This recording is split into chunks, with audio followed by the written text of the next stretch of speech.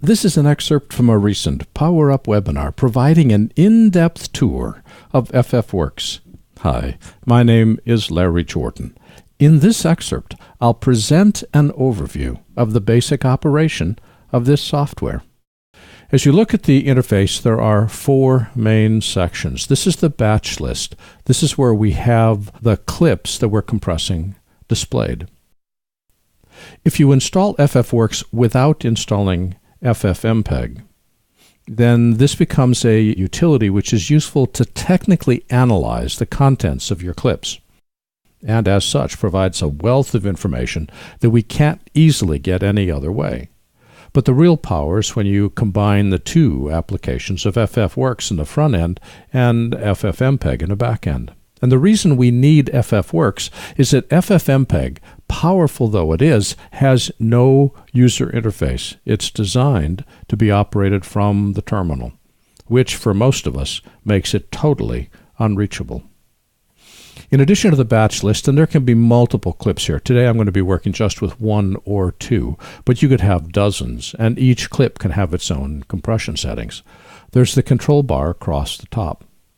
This allows us to start compression for the entire batch, or we can start compression just for a single clip by clicking this button. Pause compression. This allows us to create or assemble image sequences. I'll show that in today's session. We can also automate using watch folders, also coming later today. So we've got the batch list and basic controls up here. Compression settings are all on the right, and there are four categories: general options, advanced options, video, and if I had a clip that had audio, and I'll get there, we'll have an audio setting as well. The rest of these icons all have tooltips and allow us to add audio or video streams, add subtitles, which I'll show today, add filters, which I'll show today, add trimming, which allows us to select just a portion of a clip to export. I'll show that today. Metadata, which I'm not going to talk about, and chapters, which I will. We can also create custom compression settings, and we can save them down here. We can access ffMPEG through the terminal, which is just like way too deep for me. We can preview a file. We can get information on a file. We can search for something in the Finder, and we can set the destination for a particular piece of compression. There's a better way, and I'll show that to you as well. We'll cover most of these in today's session. By the way, to exit full screen mode, in case you're not used to it, simply push up to the top, click the green light again, and we're back into non-full screen mode. So let's go back and leave it off for right now. If I want to delete a clip that I've dragged in, see this little triangle here? That means that that clip is selected, highlighted, hit the delete key, and the clip is gone. To add a clip, you can drag it in or click the Import Media button. So we've added a clip, we've fired up the interface, and let's go back to full screen mode so we don't get ourselves distracted. Now what? Well, the left side of the batch not only gives us a thumbnail of the movie that we're compressing, but tells us about what the source file format is and where it's stored. The right side is how we want it compressed. And here there are 5 options we can choose from. The first allows us to select a container. Is it a QuickTime movie? Is it an MPEG-4 file? We have a variety of other containers that we can choose from. I've only worked with the top 2, but this is a professional-grade application. There are almost 70 different presets we can work with and far more settings than we have in any other application that we can adjust should we want to. The easiest way to work with the software is to work with a common preset. For instance, the ones that I'm most interested in are at the bottom. A preset for Flickr or YouTube or Vimeo or Facebook. You can create your own in addition to these 4. You can create Standard Def PAL and Standard Def NTSC with these presets, a variety of DNX HD formats in terms of conversion. ProRes, it uses a slightly different term here. This is ProRes Proxy, ProRes 422 Lite, 422, 422 HQ, and ProRes 4x4. You can also create H.265, which Apple calls HEVC, and H.264. If you are creating H.264 files, be sure to select the high profile. If you are creating H.265 files, be be sure to select the main profile 10-bit.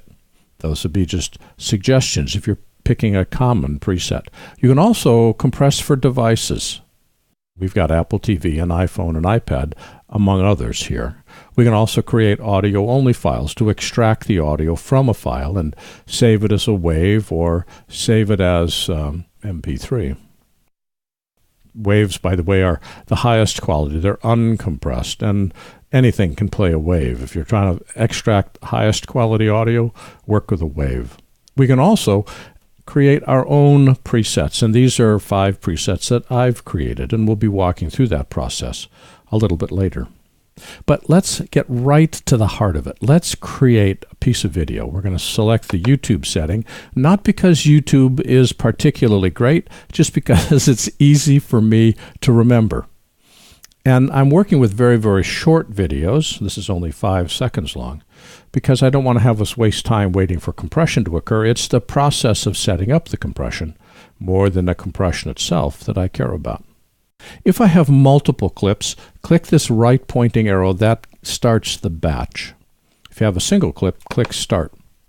Now I've got a rotating box on the right-hand side and a percentage indicator that indicates what percent of compression is complete, as well as how long I've taken and how much longer I have to go. And then what happens, remember I was in full screen mode, so it shifted out of full screen. It then opens up the folder that contains the file that I just created, which is in my compressed file folder.